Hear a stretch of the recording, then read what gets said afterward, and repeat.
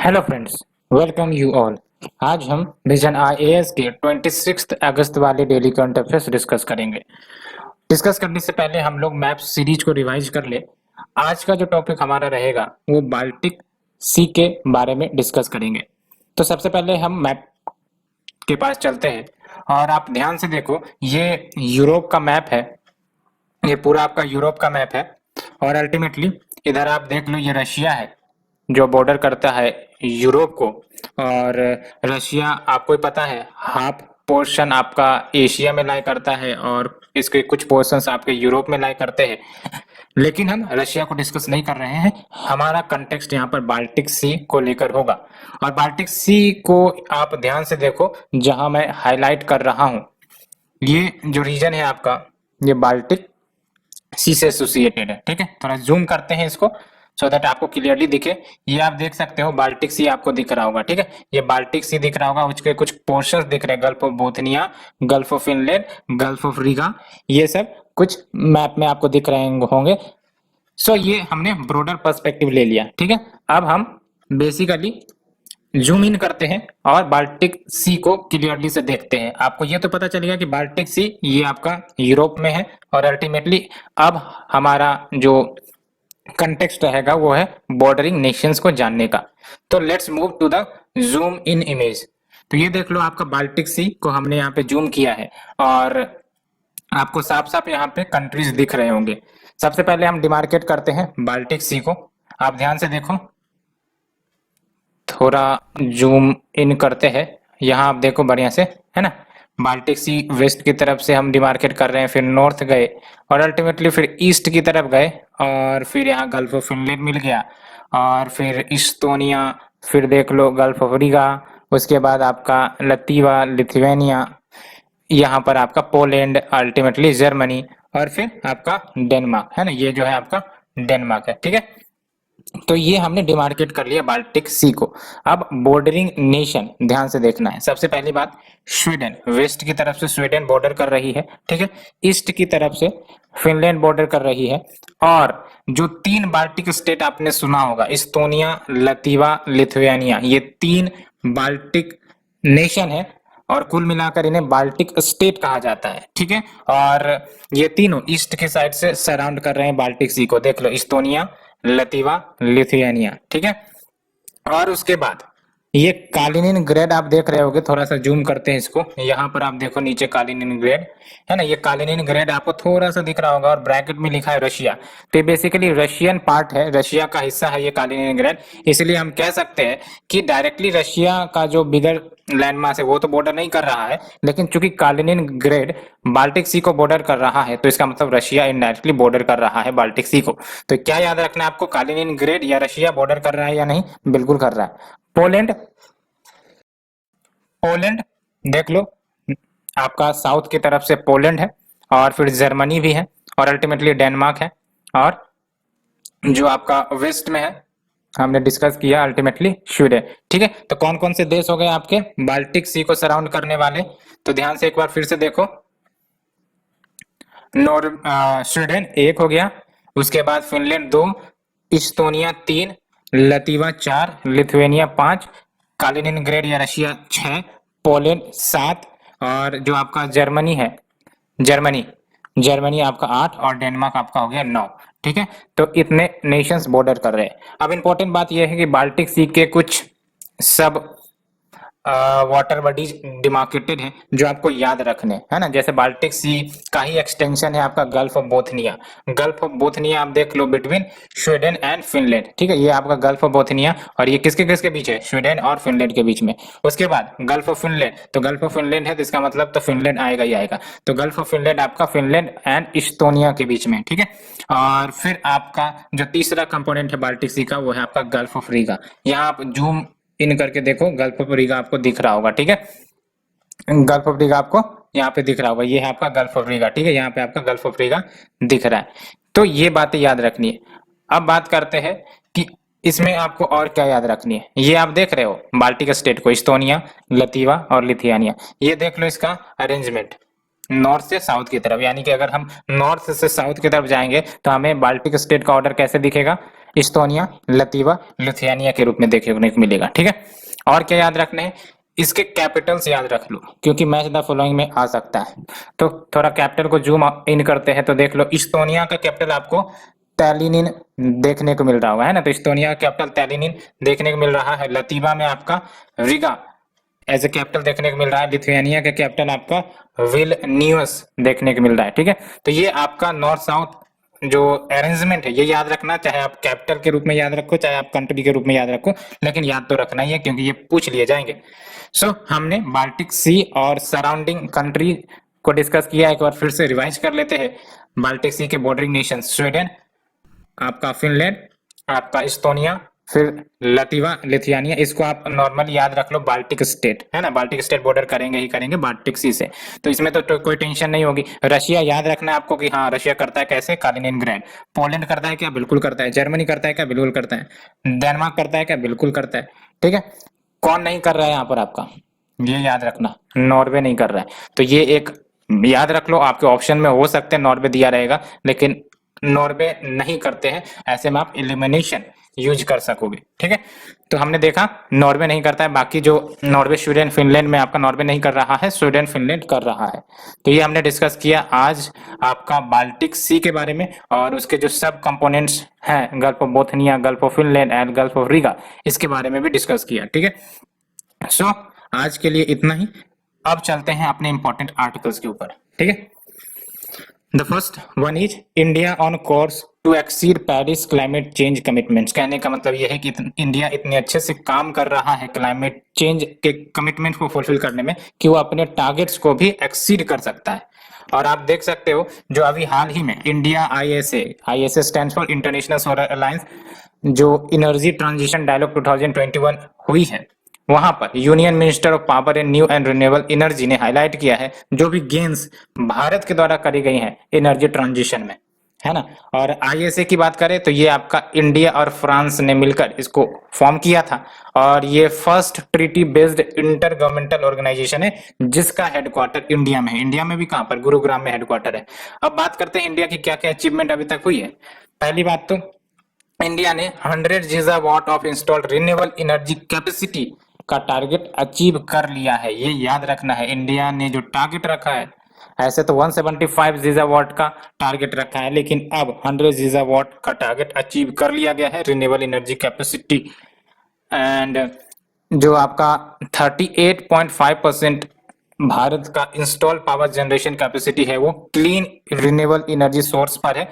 And when it comes on clean renewable energy source तो Bharat 4th position पर है all over world में in terms of installed renewable energy capacity. और solar capacity के terms में बात करें तो भारत पूरे नेशंस जो है उसमें 5th नंबर पर आता है, यानी कि 5वां देश होगा भारत ऑल ओवर कंट्रीज में जहां पर जो कैपेसिटी है सोलर एनर्जी प्रोडक्शन की वो सबसे ज्यादा होगी। एंड इंडिया ने अचीव किया है emission reduction of 28% over 2005 level. जो टारगेट रखी गई है वो फिलहाल 35% का टारगेट है बाय 2030, लेकिन अभी 28% अचीव कर लिया गया है। तो ये भी उम्मीद कर रही है कि आने वाले आपके जो 9 ईयर्स है दैट इज 2030 आते आते ये टारगेट जो 35% वाला है वो भी अचीव कर लिया जाएगा। और ये जो 35% है ये इंडिया का INDC कमिटमेंट है। ठीक है, यहाँ पर भी देख लो इंडिया अचीव करने वाला है अपना इमिशन रिडक्शन। और यहाँ पर जो 175 गीगावाट का टारगेट है उसमें 100 गीगावाट तो ऑलरेडी स्टेब्लिश या अचीव कर ली गई है। अब बात करते हैं स्टेप्स जो इंडिया के द्वारा लिए गए हैं टू अचीव द सेम। पहली बात तो फंडिंग, तो फंडिंग में देख सकते हो viability gap funding options offshore wind energy के लिए green term ahead market and green day ahead market जैसे कंसेप्ट लाए गए।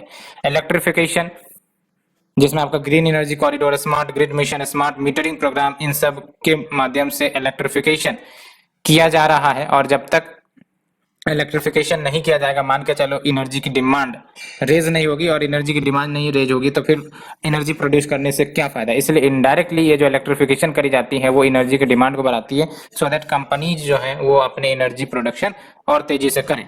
और रिन्यूएबल एनर्जी में देख लो we have the national solar mission, production linked incentive schemes, national biofuel mission, ये सब चलाए जाते हैं। एनर्जी एफिशिएंसी के क्षेत्र में देख लो we have the Unnat Jyoti by affordable LEDs for all that Ujjwala scheme चलते हैं। And perform achieve and trade platform भी है जहां पर आपको जो कंपनीज है वो अगर टारगेट परफॉर्म करते हैं तो उनको बेनिफिट या इंसेंटिव्स मिलती है। बात करते हैं इंडिया की आईएनडीसी की, यानी कि नेशनली डिटरमाइंड कंट्रीब्यूशन, जो भारत ने पेरिस क्लाइमेट एग्रीमेंट के दौरान रखे। तो एक तो है आपका 40% of cumulative electric power installed capacity कहाँ से आनी चाहिए, नॉन फॉसिल फ्यूल से आनी चाहिए। और ये 40% का टारगेट कब अचीव करना है, 2030, along with reducing emission intensity of it GDP bye 33 से 35%। किस लेवल का, 2005 लेवल का, कब तक, बाय 2030। और अभी भारत ने कितना अचीव किया है, 28%, हमने अभी डिस्कस किया। और फिर देख सकते हो एडिशनल कार्बन सिंक ऑफ 2.5 से 3 billion tons of CO2 equivalent, वो कैसे, तो additional forest and tree cover को इनकरेज करके। तो ये 3 आईएनडीसी प्रीलिम्स के लिए भी इंपॉर्टेंट है।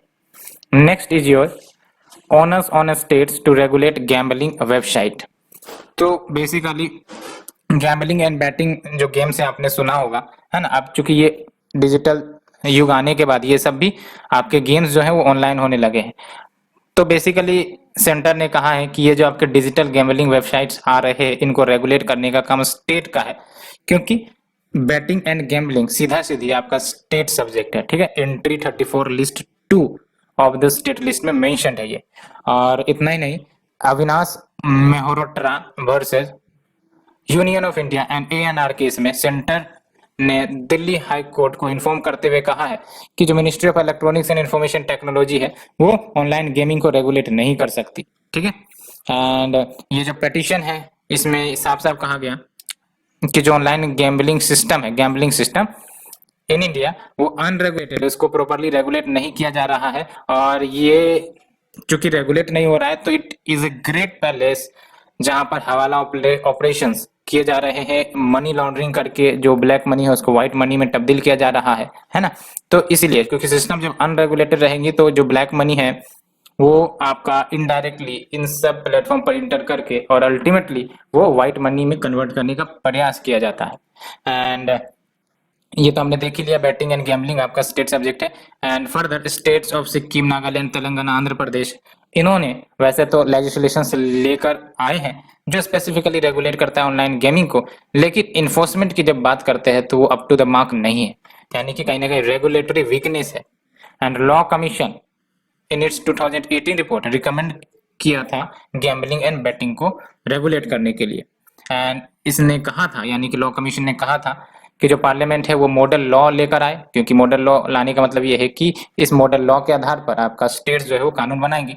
तो इसमें साफ साफ कहा गया था कि पार्लियामेंट में ब्रिंग और enact a model law so that regulate किया जा सके बैटिंग एंड गैम्बलिंग को, विच द स्टेट्स में अडॉप्ट। एंड पार्लियामेंट में also enact laws under article 249 national interest के कैटेगरी के अंतर्गत पार्लियामेंट अंडर आर्टिकल 249 इनेक्ट कर सकती है, या फिर अंडर 252 इफ 2 और मोर स्टेट्स का रिक्वेस्ट आता है कि भाई साहब आप इस टॉपिक के ऊपर लॉ बना दो, तो अल्टीमेटली वो बनाया जा सकता है। हालांकि 252 के तहत रेस्ट्रिक्शन है, क्योंकि जो स्टेट रिक्वेस्ट करेगी उसी स्टेट्स में ये कानून बेसिकली ऑपरेट होगा। And with regard to online gambling and betting it is observe that parliament has competence to enact law. तो ये भी बोला जा रहा है कि अगर ऑनलाइन गैम्बलिंग एंड बैटिंग की बात हो तो पार्लियामेंट के पास कॉम्पिटेंस हो सकता है लॉ को इनेक्ट करने का, लेकिन अगर कॉन्स्टिट्यूशन के सब्जेक्ट मैटर्स के हिसाब से देखें तो वो आपका स्टेट सब्जेक्ट है। तो ये हमने देखा। और अगर हम ऑनलाइन गेमिंग की बात करें तो ऑनलाइन गेमिंग का मतलब क्या होता है, इंटरनेट को यूज करो और आप गेम खेलो, बैटिंग करो और मनी अर्न करो, है ना। It is similar to playing in casino, लेकिन डिफरेंस वही है कि it is held in virtual environment. अब इसमें playing of poker, sport games, cricket, casino games ये सब हो जाते हैं। और यूजर कैन प्लेस बेट्स कैसे, तो ऑनलाइन पेमेंट मोड के माध्यम से, चाहे वो credit, debit, internet banking, UPI, और आजकल तो यूपीआई मोस्ट प्रिफर्ड चल रहा है। तो ये हमने आर्टिकल 2 डिस्कस किया। Let's move to the next article, Samridh programme launched by ministry of electronics and information technology. तो क्या है ये समृद्ध प्रोग्राम, फुल फॉर्म देख लो। समृद्ध की बात करते हैं तो startup accelerators of MeitY for production, innovation, development and growth programme. और क्या एम है, स्टार्टअप्स इकोसिस्टम जो हमारे देश में है उसको बूस्ट करना। और ये आपको कंडीशिव प्लेटफॉर्म प्रोवाइड करता है इंडियन सॉफ्टवेयर प्रोडक्ट स्टार्टअप्स को, कि वो अपने प्रोडक्ट्स को इनहेंस कर सकते हैं, इन्वेस्टमेंट सिक्योर कर सकते हैं, सो दैट इनके बिजनेस और ज्यादा ऊंचाइयों पर पहुंचे। क्या की फीचर्स है तो देख सकते हो, याद रखना पहला फीचर है आपका कि जो 300 स्टार्टअप्स है उनको पिकअप किए जाएंगे, एक्सेलरेट किए जाएंगे। कैसे, कस्टमर कनेक्शन प्रोवाइड करके, इन्वेस्टर्स को कनेक्ट करके, इंटरनेशनल इमर्शंस प्रोवाइड करके इन द नेक्स्ट 3 इयर्स, है ना। तो 300 startups in the next 3 years उनको customer connect, investor connect, international emotion and investment up to 40 lakh to the startup based on current valuation and growth stage of the startup. ये provide किए जाएंगे selected accelerators के माध्यम से, और ये facilitate करेगा इक्वल मैचिंग इन्वेस्टमेंट भी बाय द एक्सेलरेटर या इन्वेस्टर। और ये इंप्लीमेंट होंगे किनके द्वारा? मैती स्टार्टअप हब के द्वारा। अदर इनिशिएटिव जो लिए गए हैं to promote startup in India, तो देख सकते हो we have the startup India जो कैटलाइज करती है स्टार्टअप कल्चर को और स्ट्रॉन्ग एंड इंक्लूसिव इकोसिस्टम भी बिल्ड करती है। Prism, that is promoting innovation in individual startups and MSMEs, which aims to support the individual innovators. And next is your support for international patent protection in electronics and information technology, that is SIP-EIT, जो financial support provide करती है MSMEs को, technology startups को, कि अगर उनको patent file करना है तो जो भी कोस्ट आएंगे तो उनको ये फाइनेंशियल एड देकर उनके कोस्ट को कम किया जा सकता है, सो दैट ये अपनी इनोवेशन को इनकरेज करो, not only local but global level. Next is your finance minister unveils annual report for EASE 3.0 for 2020-21 and PSB's reform agenda EASE 4.0 for financial year 2021-22।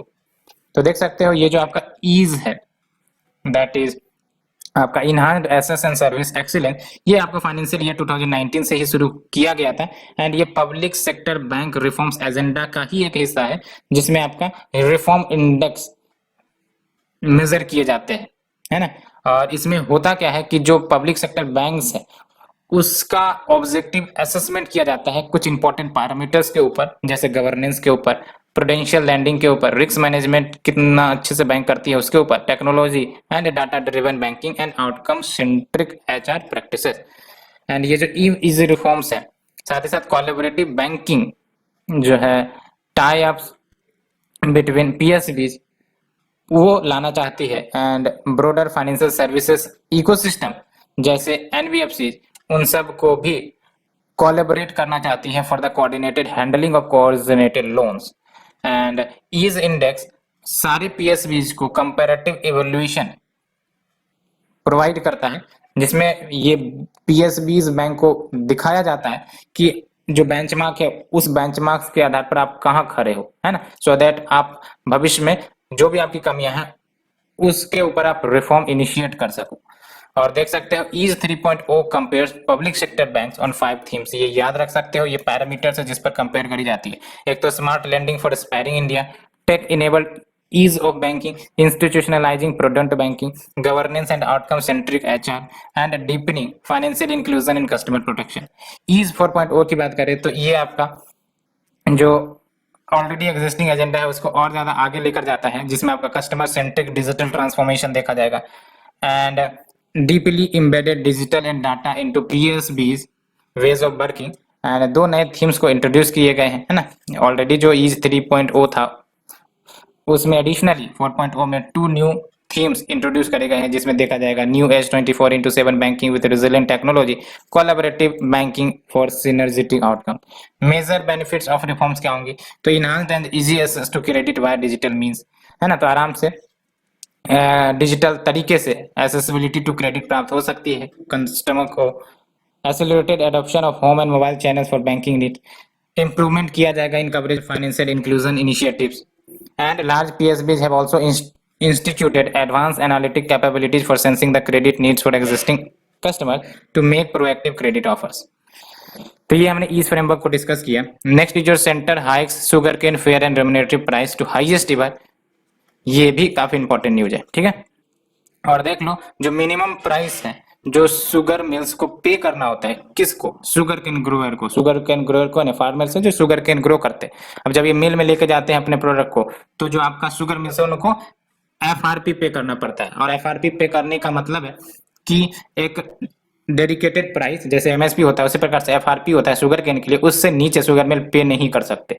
तो एफआरपी को बढ़ा दिया गया है, यही न्यूज है। और ये एफआरपी इश्यू करी जाती है according to the sugar cane control order 1966।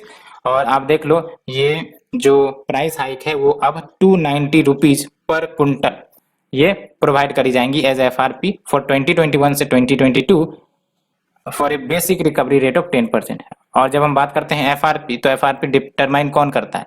तो basically there is a commission that is called commission for agriculture cost and prices. ये रिकमेंड करती है FRP as well as MSP कि क्या होगी शुगर कैन के for the farmers after consultation with the states, है ना। तो याद रखना है ये रिकमेंड करता है आपका commission for agriculture cost and prices. ये रिकमेंडरी बॉडी है, रिकमेंड करता है। एक्चुअल में डिसाइड कौन करता है, तो वो आपका cabinet committee on economic affairs decide करते हैं, अप्रूव करते हैं, ये रिकमेंड करता है, याद रखना है, ठीक है। रिकवरी रेट की जब हम बात करते हैं तो इसका मतलब ये हुआ कि अमाउंट ऑफ शुगर जो शुगर केन आपको फेच करता है, and the higher the quantity of sugar, जो शुगर केन से डिराइव होंगे उतना ही ज्यादा वो आपका प्राइस मिलेगा। यानी कि यूं कह सकते हो कि एक आपका sugar cane 10 quintal sugar cane से आपका शुगर निकला लेट से कि 8 क्विंटल, ठीक है।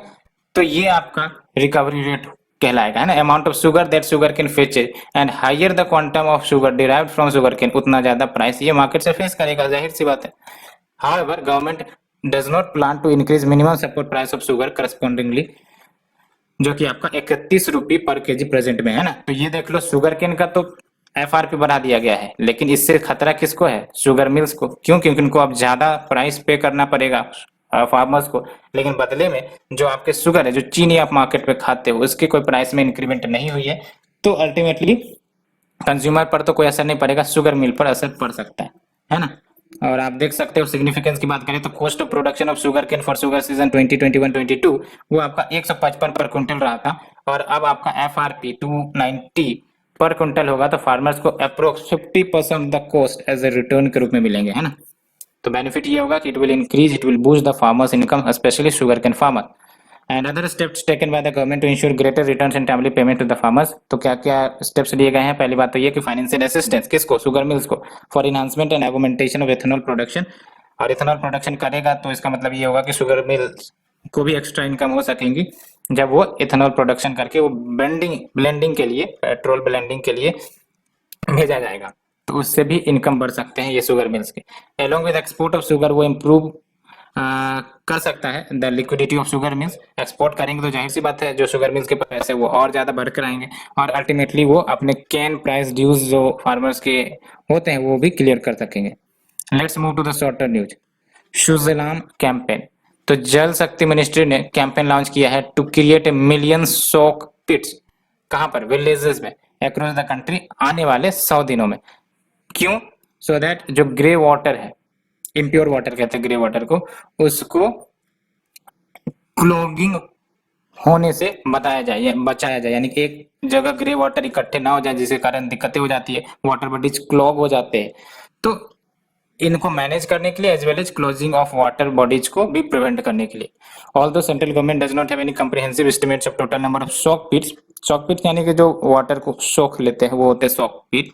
तो कितना नंबर ऑफ सॉक पिट जरूरी है ये तो अभी कंप्रिहेंसिव एस्टिमेट्स नहीं पता चला है, लेकिन स्टेट्स को कहा गया है कि आप अपने टारगेट्स डेवलप करो। कैंपेन ये आपका बूस्ट करेगा मोमेंटम ऑफ SBMG स्वच्छ भारत मिशन ग्रामीण फेज 2 एक्टिविटीज को। कैसे? तो कम्युनिटी पार्टिसिपेशन यहाँ देखने के जाएंगे, साथ ही साथ it will increase awareness about ODF यानी कि open defecation free plus activities. Next is your Samarth, that is scheme for capacity building in textile sector. तो आप देख लो लगभग 1500 आर्टिशियंस को बेनिफिट प्राप्त हुआ है। कैसे?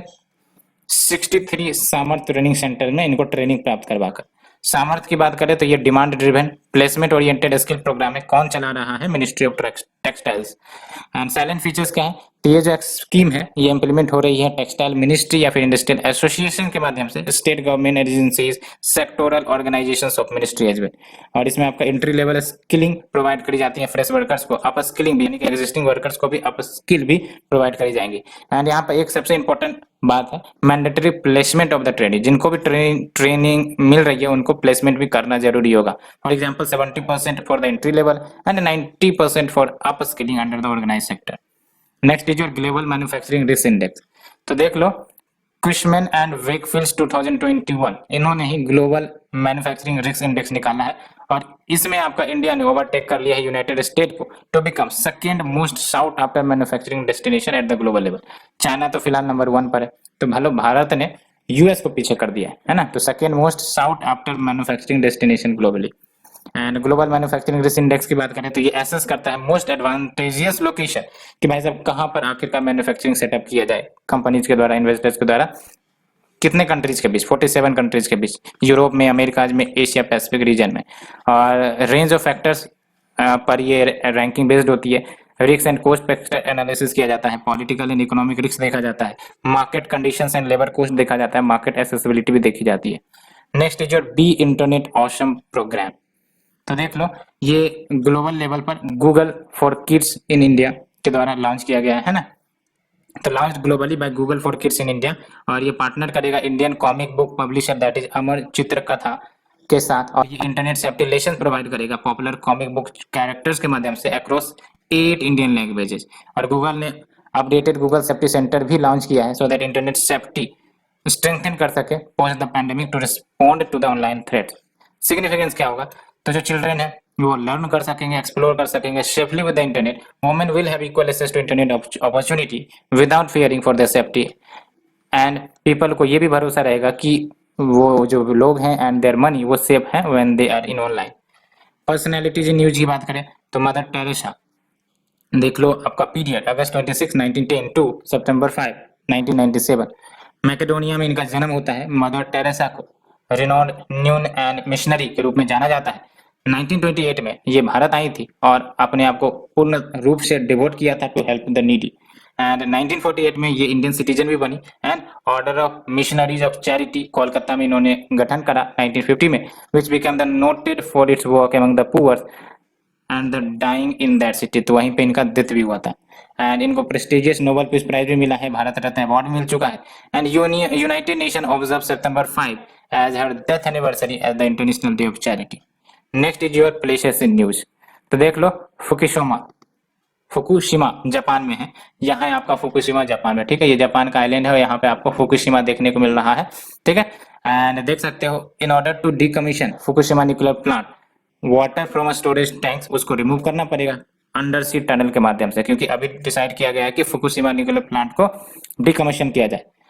और 2011 में एक मेजर अर्थक्वेक आया था और अल्टीमेटली वहां पर न्यूक्लियर एक्सीडेंट देखने को मिले थे Fukushima Daiichi nuclear power plant में। एज सुनामी ने क्या किया था, क्योंकि अर्थक्वेक के आने के बाद सुनामी भी आती है जनरली, तो इसने पावर सप्लाई को ही डिस्टर्ब कर दिया, तो कूलिंग ही नहीं हो पाया।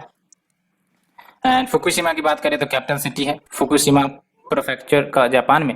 एंड ये आपका माउंट शिनोबू के अराउंड लोकेटेड है in the Fukushima basin of the Tohoku region which is 80 kilometre south of Sendai on Honshu Japan main island. याद रखना, होन्शू ये आपका जापान का बड़ा आइलैंड है, ठीक है। और वहीं पे आपका ये फुकुशिमा लोकेटेड है। और सेंडाई फ्रेमवर्क आपने सुना भी होगा, सेंडाई फ्रेमवर्क भी आपका जापान में ही है, which is 80 kilometre south which is